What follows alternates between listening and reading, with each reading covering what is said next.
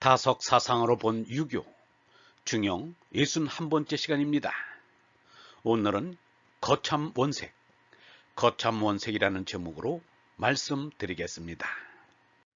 경애하는 얼번 여러분, 사람이라면 반드시 모함을 버려야 하고 여색을 멀리해야 한다. 이것은 중용이 있는 말입니다. 혀 밑에 도끼가 있다는 말은 참원의 가공함을 나타낸 말입니다.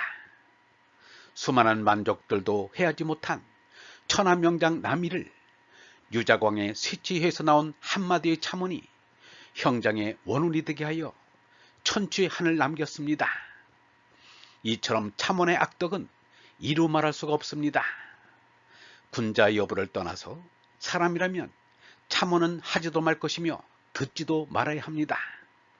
그러므로 군자는 그 사람이 없는 자리에서는 남의 말을 삼갑니다.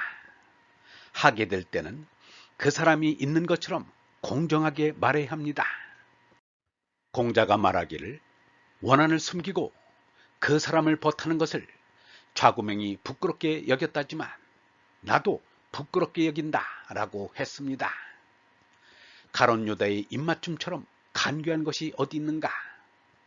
참원을 가리기가 어렵지만 참원에 속는 것은 어리석기 그지없습니다. 참원을 한 사람도 나쁘지만 참원에 속는 사람도 나쁩니다. 자장이 공자에게 현명에 대해서 물었습니다.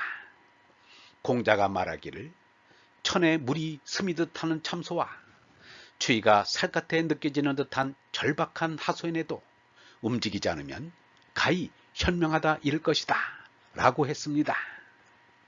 스스로 말을 잘 안다고 말한 맹자가 말하기를 치우친 말에는 접어드는 데가 있고 엉터리 말에는 감추는 데가 있고 야릇한 말에는 넘겨짚는 데가 있고 잡아떼는 말에는 어려운 데가 있는 것이다.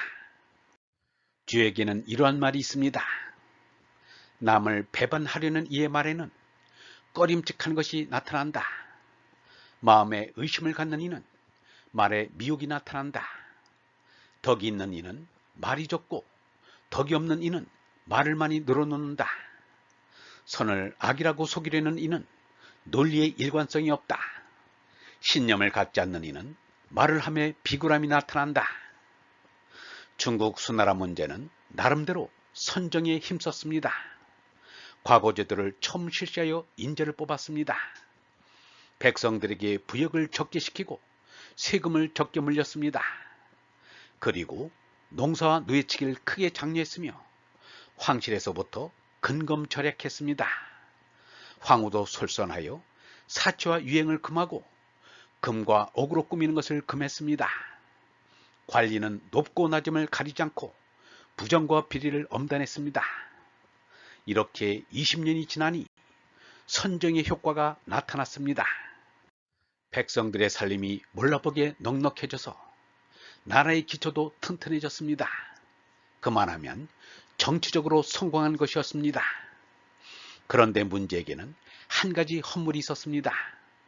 사람들을 의심에 믿지 않았습니다. 의인증이 병적이 되어 누구라도 감시했습니다. 그리고 참선한 말을 믿어 공신과 친구를 모두 처형했습니다.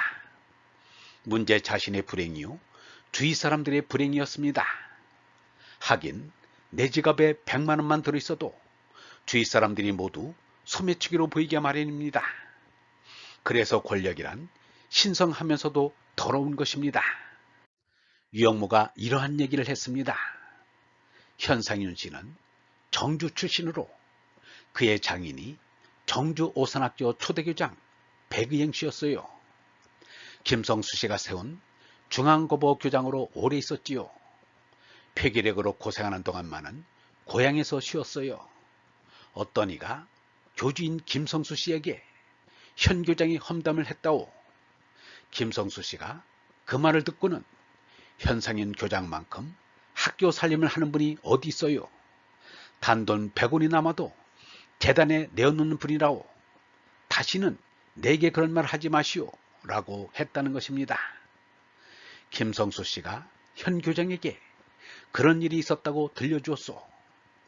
현상인으로부터 유영모가 직접 들은 얘기로 박영호는 유영무로부터 직접 들었습니다. 김성수가 현상윤을 얼마나 신임했는가는 현상윤을 고려대학교 초대 총장으로 모신 것으로도 알 수 있습니다. 현상윤이 한국전쟁 때 납치된 것은 슬픈 일이라 할 수 있습니다. 김성수는 거참의 군자의 그릇이었습니다. 군자는 여색을 멀리해야 군자입니다. 유교에서는 축첩을 인정하는 것으로 알거나 권정하는 것으로 아는 것은 그동안 조선조 양반들의 그릇된 행실 때문입니다. 호색한 양반은 군자가 못되는 수인주의들임에 틀림없습니다. 첩을 둔 것도 나쁘지만 첩에서 난 자식을 자식으로 인정치 않은 것은 더욱 나쁩니다. 공자와 맹자가 호색 축첩을 한 일이 없습니다.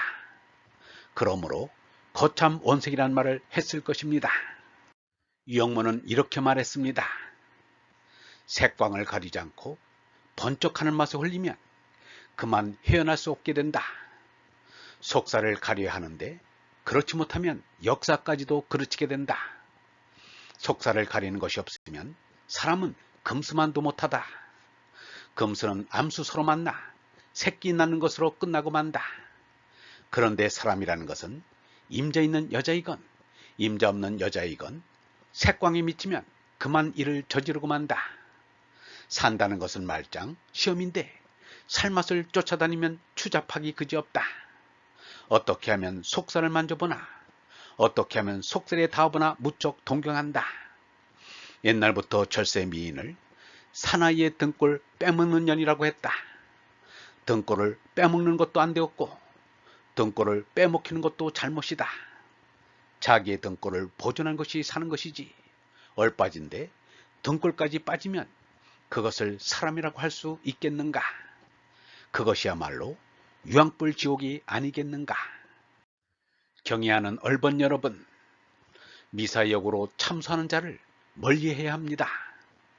참원인지 진언인지를 가를 줄 모르면 거짓에 속아 죄악에 떨어집니다. 참원의 마음을 뺏긴 자는 자기 영혼을 잃은 자와 다를 바 없습니다.